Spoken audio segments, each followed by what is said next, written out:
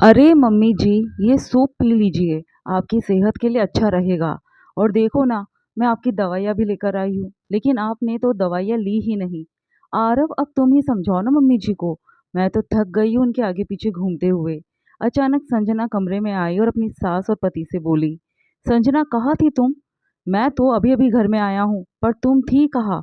आरव हैरान होते हुए बोला, अरे यार, कैसी बातें कर रहे हो तुम?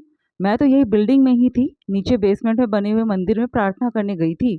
मैंने तो भगवान से मन्नत भी मांग ली कि मम्मी जी ठीक हो जाएगी तो 21 रुपए का प्रसाद चढ़ाऊंगी। बस मम्मी जी की तबीयत ठीक हो जाए, मुझे तो और कुछ भी नहीं चाहिए। संजना अपने दोनों हाथों को जोड़ते हुए बोली। संजना की बात सुनकर उसकी सास शकुंतला जी हैरान होकर आरव की तरफ देखने लगी। तब आरव ने कहा, लेकिन तुम्हें तो यहाँ मम्मी के पास होना चाहिए था ना। तुम्हें पता है ना कि तबीयत खराब है, उनके पैरों में चोट लगी है। हाँ हाँ, मुझे पता है कि मम्मी जी की तबीयत खराब है, तभी तो उनके लिए आगे पीछे घूम रही हूँ आज। ये देखो, मैंने मम्मी जी के लिए सूप भी बनाया था, पर मम्मी जी ने तो पिया ही नहीं। ऊपर से दवाइयाँ मैं खुद ही केमिस्ट के पास जाकर लेकर आई थी, लेकिन मम्मी जी ने तो वो दवाइयाँ भी नहीं ली। इसलिए थक हार करके मैं मंदिर गई थी। कहते हैं प्रार्थना में बहुत असर होता है, जो चीज़ दवा नहीं कर सकती वो दुआ कर देती है ना मम्मी जी? संजना ने शकुंतला जी की तरफ देखकर कहा। ये देखकर तो खुद उसकी सास भी हैरान रह गई। उन्हें बिल्कुल भी अंदाजा नहीं था कि उनकी बहू संजना उन्हीं के दाव पेच उन्हीं पर चला देगी। आरव और संजना की शादी को 1 साल होने को आया था। दोनों की लव मैरिज थी, जिससे आरव की मम्मी शकुंतला जी बिल्कुल भी खुश नहीं थी। इसलिए जब भी मौका मिलता वो उन लोगों के बीच में गलतफहमी पैदा करने की पूरी पूरी कोशिश करती थी। पर दिखावा हमेशा ऐसा करती थी कि वो संजना का बहुत ध्यान रखती है। शादी के 5 महीने बाद ही संजना प्रेग्नेंट हो गई थी। प्रेगनेंसी में कुछ कॉम्प्लिकेशन थे, इसलिए डॉक्टर ने संजना को बेड रेस्ट के लिए कहा था। लेकिन आरव के सामने तो शकुंतला जी उसका बड़ा ध्यान रखती थी, लेकिन उसके जाते ही वो उसके कमरे में आकर झांकती तक नहीं थी। संजना को अपना काम करने के लिए या कुछ भी लेने के लिए खुद ही उठकर जाना पड़ता था। यहाँ तक कि अधिकतर शाम के समय वो संजना को घर पर अकेला छोड़कर अपनी सहेलियों के साथ घूमने निकल जाती थी और आरव के आने से पहले पहले घर पहुंच जाया करती थी। जब संजना ये बात आरव से कहती तो आरव के पूछने पर शकुंतला जी घड़ियाली आंसू बहाते हुए बोलती, मैं तो बहू का इतना ख्याल रखती हूँ जितना कोई सास नहीं रखती होगी। अरे मैं तो उसे अपनी बेटी की तरह मानती हूँ, फिर भी पता नहीं क्यों बहू को क्या समस्या है, जो हमेशा मुझ में कमियां ही निकालती रहती है। कई बार आरव घर पर जल्दी आ जाता और शकुंतला जी घर पर नहीं होती, तो आरव के पूछने पर वो यही कहती थी कि वो तो बहू के लिए प्रार्थना करने मंदिर गई थी।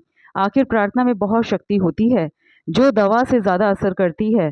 इसलिए वो संजना के लिए मन्नत मांगने गई थी। इस कारण कई बार आरव और संजना का झगड़ा भी हो चुका था। लेकिन अभी 3 महीने पहले की बात थी। उस दिन संजना की तबीयत ठीक नहीं थी। रसोई से अपने लिए पानी का गिलास लाते समय वो फिसलकर गिर गई। उस समय तो शकुंतला जी ने उसे सहारा देकर उसके कमरे में लेटा दिया, लेकिन थोड़ी देर बाद वो उसी हाल में उसे छोड़कर अपनी सहेलियों के साथ घूमने जाने को तैयार हो गई। उसने शकुंतला जी को बाहर जाने से इनकार भी किया। मम्मी जी, आज तो घर पर रुक जाइए ना, आज मेरी तबीयत ठीक नहीं लग रही है, प्लीज़ डॉक्टर के पास चलते हैं। अरे बहू, कुछ नहीं होगा, अच्छी भली तो लग रही हो, वैसे भी तुम दिन भर आराम ही तो करती हो, क्या परेशानी होगी तुम्हें भला? फालतू का वहम मत पालो, मैं तो अभी थोड़ी देर में ही आ जाऊंगी। और वैसे भी तुम्हें डॉक्टर के पास जाना है तो आरव के आने के बाद चली जाना। मम्मी जी, आप नहीं चलना चाहती है तो मैं इन्हें फ़ोन कर देती हूँ, ये मुझे डॉक्टर के पास ले जाएंगे, संजना ने कहा। अरे थोड़ी देर की तो बात है, आ जाएगा ना घर पर, क्या उसे फ़ोन करके परेशान करेगी? थोड़ी देर इंतज़ार नहीं कर सकती? बच्चा पैदा करने को तैयार हो गए और दर्द सहा भी नहीं जा रहा। माँ बनना कोई खेल है क्या? कह रही हूँ ना कि जितना ज़्यादा डरेगी उतना ही परेशान होगी, इसलिए अपने मन में कोई वहम मत पालो। संजना को डांटकर शकुंतला जी अपनी सहेलियों के साथ रवाना हो गई। पर संजना को बिल्कुल भी सही नहीं लग रहा था। उसे ऐसा लग रहा था जैसे ब्लीडिंग शुरू हो चुकी है। उसने आरव को फ़ोन किया तो आरव फटाफट घर पहुंचा और संजना को लेकर अस्पताल रवाना हो गया।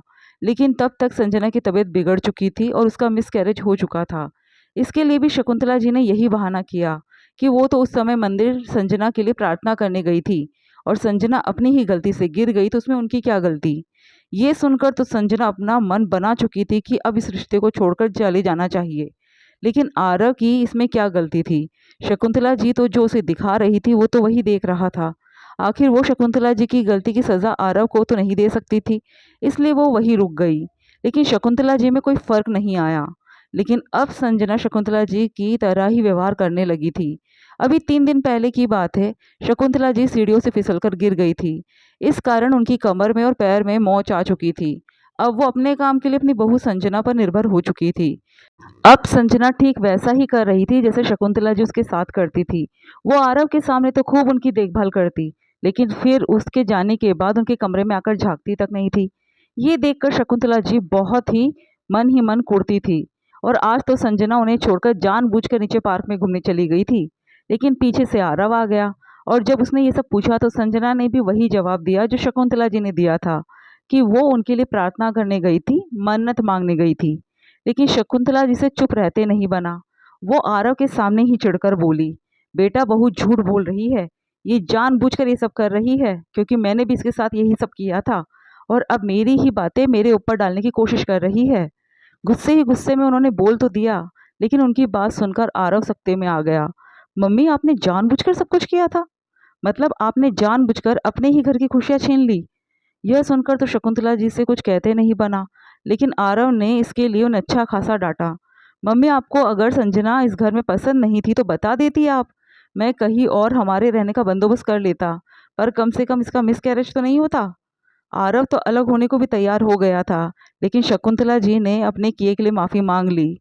ये देखकर संजना ने आरव को उन्हें छोड़कर जाने से इनकार कर दिया, लेकिन इसके बाद शकुंतला जी ने फिर कभी ऐसी हरकत नहीं की।